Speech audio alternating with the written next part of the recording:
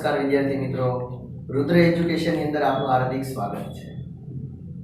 આજે આપણે ગુજરાતી ભાષાના શબ્દ ભંડોળ વિશે વાત કરવા જઈ રહ્યા છીએ।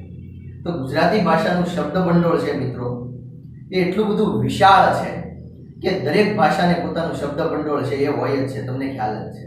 તો એમ ગુજરાતી ભાષા છે એ પણ એક સમૃદ્ધ શબ્દ ભંડોળ ધરાવે છે। આપણને ખબર છે કે ભગવદ ગોમંડળ જેવા શબ્દકોશની વાત કરીએ, સાર્થ જોડણી કોશની વાત કરીએ તો એની અંદર અઢળક તમને પ્રાપ્ત થાય એવા શબ્દો છે। પણ એ શબ્દો છે વિદ્યાર્થી મિત્રો, તો કે ગુજરાતી ભાષા પણ છે ને એ વિશાળ શબ્દ ભંડોળ વાળી ભાષા છે। તો હવે એની અંદર એ શબ્દ ભંડોળમાં સમયાંતરે છે એ થોડાક પરિવર્તનો થાય છે, ફેરફારો થાય છે। આપણને ખબર છે કે દિવસ દરમિયાન ઘણા બધા શબ્દો છે એ ગુજરાતી ભાષાની અંદર ઉમેરાતા જાય છે। દરેક ભાષાનું એવું જ છે। અંગ્રેજી ભાષા લઈ લો તમે, કે સંસ્કૃત ભાષા લઈ લો, કે કોઈ પણ પ્રકારની આખા વર્લ્ડની કોઈ પણ ભાષા લઈ લો, તો એ દરેક ભાષાની અંદર આપણને ખ્યાલ છે મિત્રો કે એ ભાષાની અંદર નવા નવા શબ્દો છે। આપણે કહીએ ને કે દિને દિને નવમ નવમ, એટલે દિવસે દિવસે નવું નવું, એમ આ શબ્દ ભંડોળ છે એ નવા નવા ઉમેરાતા જાય છે। એમ અહીંયા ગુજરાતી ભાષાની અંદર મુખ્યત્વે 5 પ્રકારના શબ્દો છે એ જોવા મળે છે। જો શબ્દ ભંડોળ તો ખરું જ, પણ એની સાથે સાથે 5 પ્રકારના શબ્દો છે એ ગુજરાતી ભાષાની અંદર એનો ઉપયોગ થાય છે, એનો યુઝ થાય છે।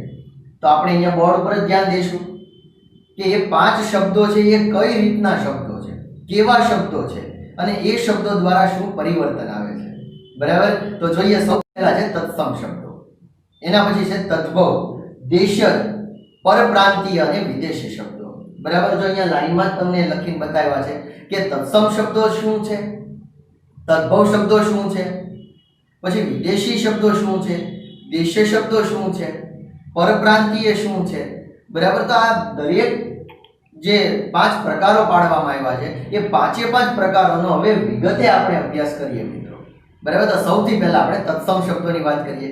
આપણે ખબર છે કે જ્યારે ક્લાસની અંદર આપણને કોઈ પણ શિક્ષક છે ભણાવતા હોય ત્યારે આવા ખાસ કરીને ભાષાનો વિષય હોય ત્યારે, ગુજરાતી ભાષા ભણાવતા હોય ત્યારે ગુજરાતી ભાષાની અંદર અસંખ્ય એવા શબ્દો છે કે જે શબ્દોની અંદર અન્ય ભાષાના શબ્દો પણ એ વપરાયેલા છે। અંગ્રેજી ભાષા આપણને ખબર છે કાના માતર વગરની ભાષા આપણે કહીએ છીએ, તો અંગ્રેજી ભાષાની અંદર અન્ય શબ્દો ઉમેરાતા નથી, જ્યારે ગુજરાતી એવી સમૃદ્ધ અને વિશાળ ભાષા છે કે જેની અંદર અન્ય ભાષાઓના શબ્દનો પણ પ્રયોગ થયેલો છે। તો સૌથી પહેલા તત્સમ શબ્દો જોઈએ। ઉદાહરણ સાથે જ આપણે જોતા જઈએ એટલે ખ્યાલ આવે કે તત્સમ શબ્દો એટલે કેવા। તત એટલે તેની, જો અહીંયા એની સામે જ લખેલું છે કે તત એટલે તેની અને સમ એટલે સમાન, બરાબર। તો હવે જોઈ લો તમે કે જો અહીંયા મૂળ શબ્દો છે તત્સમ શબ્દો એટલે કેવા, સંસ્કૃત એટલે કે સંસ્કૃતની સમાન છે, એ કેવા છે, સંસ્કૃતની સમાન છે, એટલે સંસ્કૃતમાંથી અવતરી આવેલા શબ્દો છે। જેવા ને જેવા, જે સંસ્કૃતમાં જે પ્રયોગ થાય છે જે શબ્દનો, એવા ને એવા શબ્દો જો તમે ગુજરાતીમાં એનો ઉપયોગ કરો છો મિત્રો, તો એ કેવા શબ્દો છે, તત્સમ શબ્દો છે, એટલે કે સંસ્કૃતની સમાન છે। ગુજરાતી ભાષામાં સંસ્કૃત ભાષામાંથી એ કોઈ પણ પ્રકારના ફેરફાર વગર, બરાબર, કોઈ પણ પ્રકારના એ ઉતરી આવ્યા છે, એ શબ્દોને આપણે શું કહીએ છીએ, તત્સમ શબ્દો કહીએ છીએ। એટલે કોઈ પણ પ્રકારના ફેરફાર વગર ઉતરી આવેલા જે શબ્દો છે એ કેવા શબ્દો છે, તત્સમ શબ્દો છે, બરાબર। એના ઉદાહરણો પણ આપણે જોયા કે તત એટલે, બરાબર, અને સમ એટલે સમાન, બરાબર, તત એટલે તેની અને સમ એટલે સમાન, આપણે ખબર છે, બરાબર। હવે ગુજરાતી ભાષામાં સંસ્કૃત શબ્દો છે, સંસ્કૃત શબ્દો એટલે કે તત્સમ શબ્દો ની સંખ્યા ઘણી વિશાળ છે, એની સંખ્યા ખૂબ જ વિશાળ છે। એવા ઘણા બધા શબ્દો છે જે આપણે ગુજરાતીની અંદર એવા ને એવા શબ્દો છે એનો યુઝ કરીએ છીએ। શબ્દ ભંડોળમાં આવા શબ્દોને આમ જો ઉપર આપણે ખબર છે કાઉન્સની અંદરથી સંજ્ઞાથી તમે ડિક્શનરી જુઓ, શબ્દકોશ જુઓ, તો શબ્દકોશની અંદર આપણે ખબર છે કે એ સ્વરથી શરૂ થાય। હવે જે 11 સ્વરો છે કે જે 12 સ્વરો આપણે કક્કાવારી પ્રમાણે જેનો ઉપયોગ કરીએ છીએ એનાથી શરૂઆત થાય છે, અને પછી જે છે એ વ્યંજનોથી શરૂ થાય છે।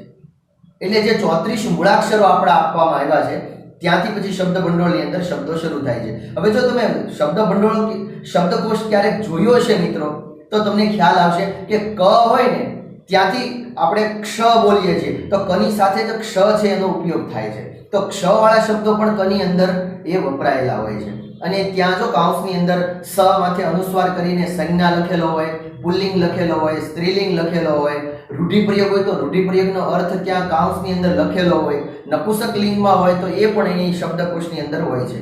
તો આ શબ્દકોશ જોવાની એક પદ્ધતિ છે મિત્રો, બરાબર. તો હવે આપણે થોડાક એવા તત્સમ શબ્દો છે એની થોડીક યાદી જોઈ લઈએ તો આપણે ખ્યાલ આવશે કે કેવા કેવા તત્સમ શબ્દો છે બેઠે બેઠા ગુજરાતી ભાષાની અંદર એનો પ્રયોગ છે એ થાય છે. તો ઉદાહરણ તરીકે તો અખિલ શબ્દ છે, તો અખિલ એટલે આપણને ખબર છે કે આખું, ખબર છે ને.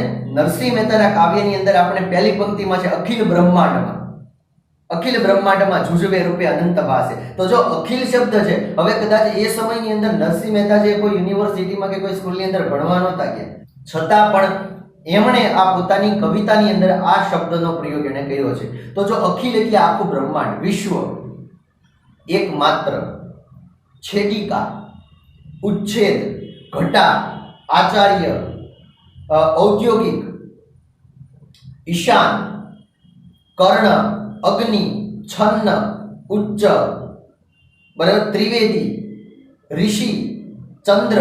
તો જો આ કેટલા બધા આવા શબ્દો છે કે જે બેઠે બેઠા ગુજરાતી ભાષાની અંદર જેનો પ્રયોગ થાય છે મિત્રો, બરાબર. તો હવે તમને ખ્યાલ આવ્યો હશે આ યાદી ઉપરથી કે કેટલા બધા એવા વિશાળ શબ્દો છે. જો અહીંયા તો ખાલી સીમિત માત્રામાં જ મેં તમને આપ્યા છે, બરાબર, કેમ કે આપણે બધા જ જે બોર્ડ ઉપર લખવા એ આવશ્યક નથી અને આપણા બોર્ડની અંદર જે બધી જ યાદી જો લખીએ તો એ ઘણી બધી યાદી છે, એ વિશાળ યાદી અહીંયા સમાઈ ન શકે એટલી બધી વિશાળ સમૃદ્ધ એ શબ્દ ભંડોળ છે મિત્રો. એટલે આપણે એ શક્ય નથી, બરાબર. પણ તમે સમજી શકો એટલા માટે અહીંયા ઉદાહરણના સ્વરૂપમાં થોડાક મૂક્યા છે, બરાબર. તો તમને પાક્કો ખ્યાલ આવી ગયો છે કે તત્સમ શબ્દ છે એ કોને કહેવાય છે, બરાબર. મૂળ વસ્તુ વિદ્યાર્થી મિત્રો આપણે એટલું જ યાદ રાખવાનું છે કે તત્સમ શબ્દો એટલે સંસ્કૃતમાંથી અવતરણ પામીને ગુજરાતીમાં બેઠે બેઠા જેવા ને જેવા છે એવા ને એવા જો પ્રયોગ કરવામાં આવે તો એને આપણે તત્સમ શબ્દો કહીએ છીએ, કોઈ પણ પ્રકારના ફેરફાર વગર, બરાબર. એના પછી બીજો પ્રકાર છે તદ્ભવ શબ્દો. જો આપણે ખબર છે ને તદ્ભવ એટલે એમાં ઉદ્ભવ એવો શબ્દ આપણને સંભળાય છે. જો આપણે એની ધ્વનિ શ્રેણી છૂટી પાડીએ અથવા તો આપણે એની સંધિ વિચ્છેદ કરીએ તો આપણને તદ્ભવની અંદર ઉદ્ભવ એવું આપણને સંભળાય છે. તો તદ્ભવ એટલે કે તેમાંથી. હવે તેમાંથી એટલે શેમાંથી મિત્રો? તો કે સંસ્કૃતમાંથી ઉદ્ભવેલા કેટલાક શબ્દો સંસ્કૃતના તત્સમ શબ્દો પરથી થોડા ફેરફાર સાથે. જો પેલા તત્સમ શબ્દો હતા એમાં કોઈ ફેરફાર નથી થતો મિત્રો, પણ જ્યારે આપણે તદ્ભવ શબ્દો પ્રયોજીએ છીએ ત્યારે એ શબ્દની અંદર થોડા ફેરફાર સાથે એ શબ્દો છે એ ગુજરાતી ભાષાની અંદર એનો પ્રયોગ થાય છે. તો એ ગુજરાતીમાં સ્થાન પામ્યા છે આવા શબ્દો. આ શબ્દોને તદ્ભવ શબ્દો કહેવામાં આવે છે, બરાબર. તો આપણે એક બાજુ તદ્ભવ શબ્દો લખીએ અને એક બાજુ તત્સમ શબ્દો લખીએ કે એટલે તમને ખ્યાલ આવે કે તત્સમમાંથી તદ્ભવ છે એનો ફેરફાર કેવી રીતે થાય છે, બરાબર. એટલે એની યાદી જ આપણે જોઈ લઈએ એટલે ખ્યાલ આવે કે એક બાજુ તત્સમ છે ને એની બાજુમાં તદ્ભવ શબ્દો લખેલા છે. તો જો સૌથી પહેલો શબ્દ હું તમને એમ કહું છું કે સૂર્ય. તો આપણે ખબર છે કે સૂર્ય એટલે સૂરજ. તો જો સૂર્યમાંથી સૂરજ શબ્દ પરિવર્તન પામ્યો તો થોડો ફેરફાર થયો. આપણે ખબર છે કે સૂરજ એટલે સૂર્ય થાય અને સૂર્ય એટલે તો સૂર્ય. પછી હસ્ત, આપણે ખબર છે કે હસ્ત એટલે હાથ. તો જો હસ્ત છે એ મૂળ કેવો શબ્દ છે? સંસ્કૃતનો શબ્દ છે, તત્સમ શબ્દ છે. એમાંથી હાથ શબ્દ છે એ છૂટો પડ્યો, આપણે થોડોક ફેરફાર કર્યો એટલે એ તદ્ભવ શબ્દ બન્યો. મકર એટલે મગર, રાત્રિ એટલે રાત, આશ્રય એટલે આશરો, શૃંગાર એટલે શિયાળ, બરાબર. જો તમે જોતા જજો સંધિ એટલે સાંધો, સંદેહ એટલે વહેમ. જો અહીંયા સંદેહ સંદેશ નથી હો મિત્રો, સંદેહ એટલે વહેમ, બરાબર. વત્સ એટલે વાછળ, વત્સ એટલે પુત્ર પણ થાય અને વાછરડું પણ થાય, બરાબર. વર્ષ એટલે વરસ, કંટક એટલે કાંટો. તો જો અહીંયા ઘણા બધા એવા શબ્દો છે આપણે જોયા કે જે સંસ્કૃતમાંથી અવતરણ પામેલા શબ્દો છે, બરાબર. તો હવે તમને તદ્ભવ શબ્દો છે એનો પણ વ્યવસ્થિત રીતે તમને ખ્યાલ આવ્યો છે મિત્રો કે તદ્ભવ શબ્દો છે એ કોને કહેવાય છે. તો હવે એના પછીનો જે ત્રીજો પ્રકાર છે મિત્રો એ પણ આપણે જોઈ લઈએ. તો ત્રીજો પ્રકાર છે દેશ્ય શબ્દો, જેને આપણે દેશજ તરીકે પણ ઓળખીએ છીએ. ઘણીવાર પાઠ્યપુસ્તકની અંદર અથવા તો કોઈ એવા વ્યાકરણની બુકની અંદર દેશ્ય શબ્દની જગ્યાએ દેશજ શબ્દ પણ લખેલા હોય છે. ખાસ કરીને હિન્દી ભાષાની અંદર પણ આવા દેશ્ય શબ્દો છે, દેશજ શબ્દો છે એ વપરાયા છે. બરાબર. તો જે શબ્દોનું મૂળ સંસ્કૃત, પ્રાકૃત કે અરબી ફારસી જેવી ભાષાઓમાંથી મળતું નથી તેવા શબ્દોને દ્રશ્ય શબ્દો છે એ કહેવામાં આવે છે. આવા શબ્દો છે કેટલાક નીચે આપ્યા છે, એ તમે એનો અભ્યાસ કરી શકો છો મિત્રો. તો આપણે એને પણ ઉદાહરણના રૂપમાં જોઈ લઈએ. જેવી રીતે આપણે તત્સમ, તદ્ભવ જે બે પ્રકારો જોયા, હવે આ ત્રીજા પ્રકારના શબ્દો પણ આપણે વ્યવસ્થિત રીતે બોર્ડની અંદર જોઈ લઈએ મિત્રો. તો જો હવે આ દેશ્ય શબ્દો કેવા છે, તો કે જેનું મૂળ શું છે, તો કે સંસ્કૃત છે. જો દરેક ભાષાનું મૂળ છે ને એ સંસ્કૃત છે. શા માટે? તો કે સંસ્કૃત છે ને એ બધી ભાષાની જનની છે. દરેક ભાષાની એને જનની કહેવામાં, માતા કહેવામાં આવે છે. અને એમાંથી જ બધા શબ્દો છે એ આપણે ખબર છે ને, પહેલા વિડીયોની અંદર આપણે જોયું હતું કે ભાષાનો ઉદ્ભવ વિકાસ. તો ભાષાના ઉદ્ભવ વિકાસની અંદર આપણને ખબર છે કે સંસ્કૃત ભાષા, સંસ્કૃતમાં તે બે ભાષાઓ, એક વૈદિક સંસ્કૃત અને એક લૌકિક સંસ્કૃત. એની અંદરથી આપણને ખબર છે કે પાલી, પ્રાકૃત, અપભ્રંશ, ગુજરાતી, અંગ્રેજી, હિન્દી, મરાઠી, ફારસી, તેલુગુ, બંગાળી આવી રીતે ભાષાનો ઉદ્ભવ વિકાસ થયો છે મિત્રો. બરાબર. તો હવે અહીંયા દેશ્ય શબ્દો છે, તો જે દેશની અંદર બોલાતા હોય એવા ખાસ કરીને, બરાબર, જે ભાષાઓમાં જેનું મૂળ છે એ મળતું નથી એવા શબ્દો છે ઉકરડો, ડાળી, ડુંગરો, ઝાખરું, ઢગલો, તૂપ, મળ, ખડમાકડી, બરાબર, વાકળો. જો આમ તો દેશ્ય શબ્દો એટલે આપણે ખબર છે ને તળપદી ભાષાના શબ્દો મોટા ભાગના તો આપણે એને કહીએ છીએ. બરાબર. પણ અહીંયા ભાષાની દૃષ્ટિએ એને શું કહેવામાં આવે છે મિત્રો? દેશ્ય શબ્દો કહેવામાં આવે છે. બરાબર. પછી જો ઢેફું છે, ખડકી છે, ઢીકો છે, ડોગલું છે, બરાબર, ઠાઠ છે, છોડી છે, ઢીલ છે, ડોળી છે, ઓળું છે, ડાહ્યું છે, ગોળ છે, ટીકો છે, ઠીકરું છે, બરાબર, ડોબરું છે, રાફડો છે, વાંઢો શબ્દ વપરાય છે. બરાબર. આપણે ખૂબ બધા પરિચિત છીએ આ શબ્દથી. બરાબર. તો આવા ઘણા બધા શબ્દો છે એ આપણા કેવા શબ્દો છે? તો કે દેશ્ય શબ્દો છે.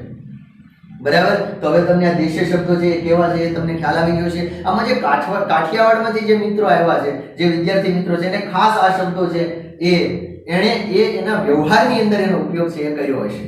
બરાબર. અને જે લોહીમાં વણાયેલા જે શબ્દો છે એ ખરેખર તો દેશ્ય શબ્દો છે મિત્રો. બરાબર. તો તમને હવે દેશ્ય શબ્દો છે એ પણ વ્યવસ્થિત રીતે સમજાઈ ગયા છે. બરાબર. એના પછી છે પરપ્રાંતીય. ચોથો પ્રકાર છે પરપ્રાંતીય. જો આ ખરેખર તો બધા જે શબ્દો છે એ શબ્દની અંદર જ એના અર્થ સમાયેલા હોય છે. પરપ્રાંતીય એટલે આપણે ખબર છે કે આપણે ઘણીવાર કહેતા હોઈએ છીએ ને કે આ પરપ્રાંતીય છે, એટલે આ બીજા રાષ્ટ્રમાંથી આવેલો છે કે કોઈ બીજા દેશમાંથી આવેલો છે, એમ આપણે કહેતા હોઈએ છીએ. બરાબર. તો એ પરપ્રાંતીય છે. તો ગુજરાતીમાં એ ભારતના અન્ય પ્રાંતોમાંથી, બરાબર, ભારતના જે અન્ય પ્રાંતો છે, અન્ય જે રાજ્યો છે એમાંથી આવેલા છે એ, બરાબર. એટલે એ પ્રાંતોમાં બોલાતી જે ભાષા છે, હિન્દી છે, મરાઠી છે, બંગાળી છે, બરાબર, તો એ વગેરેમાંથી ઉતરી આવેલા જે શબ્દો છે એને આપણે પરપ્રાંતીય શબ્દો કહીએ છીએ મિત્રો. બરાબર. તો હવે પરપ્રાંતીય શબ્દોમાં કેવા કેવા શબ્દો છે? આપણને ખબર છે કે ગુજરાતના મોટા ભાગના રાજ્યોની અંદર હિન્દી ભાષા બોલાય છે, બરાબર, બંગાળી ભાષા બોલાય છે, મરાઠી ભાષા બોલાય છે, કન્નડ ભાષા બોલાય છે, બરાબર, તેલુગુ ભાષા બોલાય છે. તો આવી અલગ અલગ પ્રકારના પ્રદેશોની અંદર અલગ અલગ ભાષાઓ છે એ બોલાતી હોય છે. એ ભાષાના લોકો છે એ આપણા રાજ્યની અંદર આવે એટલે આપણે એને પરપ્રાંતીય કહીએ છીએ. અને એ પરપ્રાંતની સાથે સાથે એ પોતાની જે વાણી છે એ લઈને આવે છે એટલે આપણે એને પરપ્રાંતીય શબ્દો કહીએ છીએ. અને ઘણા બધા શબ્દો એવા છે કે જે આપણી અંદર પણ વણાઈ ગયા છે. જ્યારે એ પરપ્રાંતીય વાળા લોકો જે બંને સાથે મળશે ત્યારે એ પોતાની ભાષામાં જ વાત કરશે, અને જ્યારે આપણી સાથે આવશે ત્યારે એ આપણી મૂળ જે ભાષા ગુજરાતી છે એ ગુજરાતીમાં આપણી સાથે વાત કરે છે. પણ જ્યારે આપણે એની ભાષામાં વાત કરવી હશે તો મિત્રો આપણને એમાં થોડી કઠિનાઈ છે એ ઉત્પન્ન થાય છે, અને આપણે એ સહજતાથી કે સરળતાથી બોલી શકતા નથી મિત્રો. આ એક આપણી ઉણપ રહી ગઈ છે. તો એવા શબ્દોને આપણે પરપ્રાંતીય શબ્દો કહીએ છીએ. બરાબર. તો હવે એ કેવી ભાષામાંથી આવ્યા છે તો આપણે એ પણ જોઈ લઈએ અહીંયા કોડની અંદર. બરાબર. તો સૌથી પહેલા છે હિન્દી.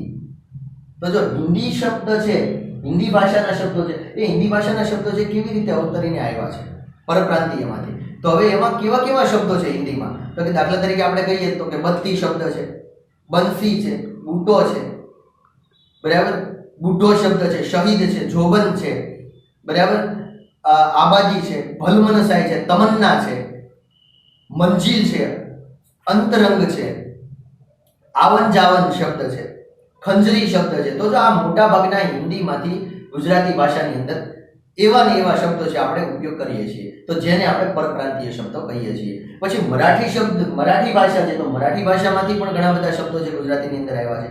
તેમાં સૌથી પહેલો શબ્દ છે આઈ, ચળવળ, અટકળ, વાટાઘાટ, નિદાન, પછી તાબડતોબ, બળકટ, બરાબર, ટકાઉ, હલકટ, નિમણૂક, મળાવ, દેસાઈ જેવા વગેરે પ્રકારના શબ્દો છે એ મરાઠીમાંથી આપણી ગુજરાતીમાં સીધે સીધા આપણે એનો પ્રયોગ કરીએ છીએ મિત્રો, બરાબર. પછી જો બંગાળી ભાષા છે, તો બંગાળી ભાષામાંથી પણ એવા સરસ મજાના શબ્દો છે એ ગુજરાતી ભાષાની અંદર આવ્યા છે. તો બંગાળીના શબ્દો છે બાબુ છે, મહાશય છે, બિપિન છે, બાની છે, શિલ્પ છે, દીદી છે, બરાબર, પછી શ્રીયુત છે, બાની છે. તો જો જેવા બંગાળી ભાષામાંથી જે આપણી ગુજરાતી ભાષાની અંદર એ એવા ને એવા બેઠે બેઠા શબ્દો છે એનો ઉપયોગ આપણે કરીએ છીએ. એના પછી જે કન્નડ ભાષા છે, બરાબર, આપણે ખબર છે મિત્રો કોલેજની અંદર એક કૃતિ આવતી હતી કન્નડ ભાષાની, અગ્નિ મત્તુ મલે, કદાચ તમને યાદ હશે, બરાબર. ગિરીશ કાર્નાડની એક કૃતિ આવતી હતી જે આખી કન્નડ ભાષામાંથી ગુજરાતીમાં ટ્રાન્સલેશન થયેલી હતી, અને એમાં ઘણા બધા આવા શબ્દો છે એ પરપ્રાંતીય શબ્દો છે આપણને જોવા મળતા હતા. જો તમે એનો અભ્યાસ કર્યો હોય કે તમે વાંચી હોય કદાચ તો તમને ખ્યાલ હશે, બરાબર. તો જો કન્નડની અંદર છે ખૂટલ, પછી કુખવો, વસરું, પછી ઓળઘોળ, જીતવા, બરાબર, જેવા અલગ અલગ પ્રકારના જે શબ્દો છે એ આપણી ગુજરાતીની અંદર કન્નડ ભાષાના શબ્દો છે એનો પ્રયોગ થયો છે મિત્રો, બરાબર. તો આ જો પરપ્રાંતીય શબ્દની વાત થઈ, બરાબર. એ આપણો કેટલામો પ્રકાર હતો? ચોથો પ્રકાર હતો. તમે અહીંયા જોઈ શકો છો વ્યવસ્થિત રીતે. હવે છેલ્લો અને અંતિમ આપણો પાંચમો પ્રકાર છે વિદેશી શબ્દ. કેવા શબ્દો છે? વિદેશી શબ્દો. હવે વિદેશી શબ્દો છે એમ બોલીએ છીએ એટલે તરત જ તમને ખબર પડી જાય છે કે ખરેખર આ બધા શબ્દો છે વિદેશમાંથી આવેલા હોવા જોઈએ. અને વિદેશી શબ્દો છે એમાં કેવી કેવી ભાષામાંથી ગુજરાતી ભાષામાં એ અવતરણ પામેલા છે. તો સૌથી પહેલા જોઈએ કે વિદેશી શબ્દો એટલે અન્ય દેશની ભાષામાંથી અવતરણ પામેલા જે શબ્દો છે એને આપણે કેવા શબ્દો કહીએ છીએ? વિદેશી શબ્દો કહીએ છીએ. અન્ય દેશમાંથી જો વ્યાપાર અર્થે કેવી રીતે અહીંયા આવ્યા છે? તો કે વ્યાપાર અર્થે આવ્યા, અન્ય હેતુ માટે આવેલા લોકોને કારણે તેમની ભાષાના કેટલાક શબ્દો છે, પણ કેટલાક શબ્દો આપણે એને નીચે પ્રમાણે જોઈએ કે કેવી રીતે એ શબ્દો છે એ આવ્યા છે. હવે જો આમાં એક શબ્દ એવો છે કે એ દેશમાંથી વ્યાપાર અર્થે આવ્યા છે. તો આપણને ખબર છે કે વિદેશમાંથી કોઈ અહીંયા આવે, અહીંથી આપણે વિદેશમાં જઈએ તો એકબીજાની ભાષા છે એની આપ-લે થાય છે, અને એ આપ-લેની અંદર અમુક શબ્દો છે એ ઘર કરી જાય છે, અને એ શબ્દો બેઠે બેઠા આપણે ગુજરાતી ભાષાની અંદર એનો આપણે પ્રયોગ કરીએ છીએ મિત્રો.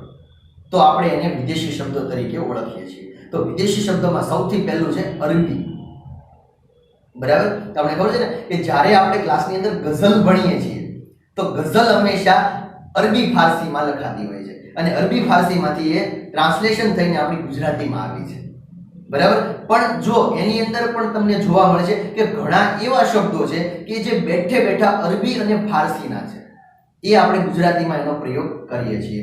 તો અફવા શબ્દ છે, અકલ શબ્દ છે, કુંજો છે,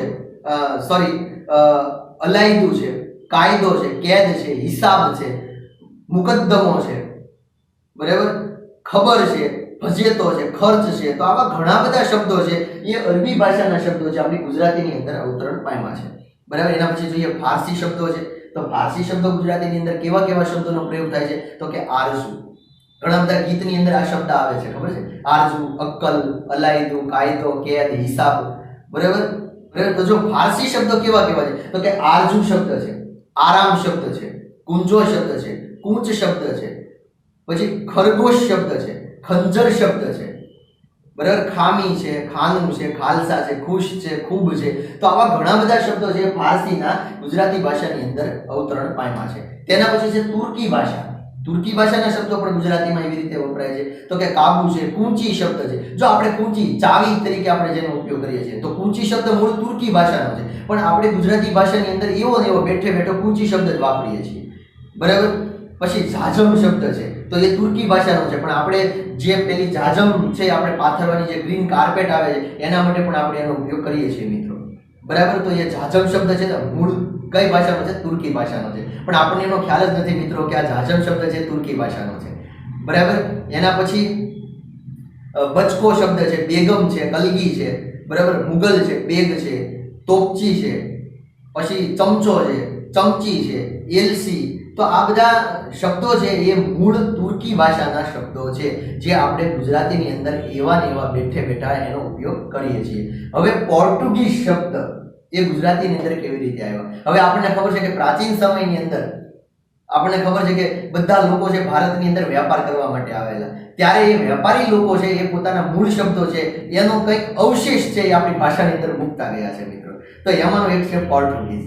હવે જો પલ્ટન શબ્દ આપણે વાપરીએ છીએ તો પલ્ટન શબ્દ છે આપણે કહીએ ને કે ઘણા બધા લોકો આમ એકઠા થયેલા હોય એને આપણે પલ્ટન કહીએ છીએ. તો જો એ પલ્ટન મૂળ શબ્દ છે એ પોર્ટુગીઝ ભાષાનો છે. તો પલ્ટન શબ્દ છે. તમાકુ શબ્દ છે, આપણે ખરેખર તો તંબાકુ શબ્દ એવું ઉચ્ચારણ કરી શકાય એમ ગુજરાતી ભાષાની અંદર, પણ અહીંયા તમાકુ શબ્દ છે. મેજ શબ્દ છે, બાકડા માટે આપણે વાપરીએ છીએ. પછી આપણે જે રોજે માટે આપણા ભોજનની અંદર જેનો ઉપયોગ કરીએ છીએ એવું શાકભાજીનું નામ એટલે કે બટાકા. બરાબર. બટાટા શબ્દ છે તો એ મૂળ કેનો કઈ ભાષાનો શબ્દ છે? પોર્ટુગીઝ ભાષાનો છે. પછી પાયરી છે, પગાર છે, સાબુ છે, ચાવી શબ્દ છે, ઇસ્ત્રી છે, કપ્તાન છે. તો આ મૂળ પોર્ટુગીઝ ભાષાના શબ્દો છે મિત્રો. બરાબર. તેના પછી આપણે જોઈએ કે અંગ્રેજી ભાષા, જેણે આજે બધી જ ભાષાઓ પર આમ કહેવાય ને કે સારી એવી મજબૂત અને પકડ મેળવી છે અને બધા કરતા સૌથી આગળ જનારી કોઈ ભાષા છે તો અત્યારે અંગ્રેજી ભાષા છે. આપણે કહીએ છીએ ને કે ભાઈ અંગ્રેજી ભાષા છે, ગુજરાતીનો આપણી અંગ્રેજીનો તમારી પર પ્રભાવ હોય નો ડાઉટ, પણ તમારી જે માતૃભાષા છે એને તમારે ભૂલવી ન જોઈએ.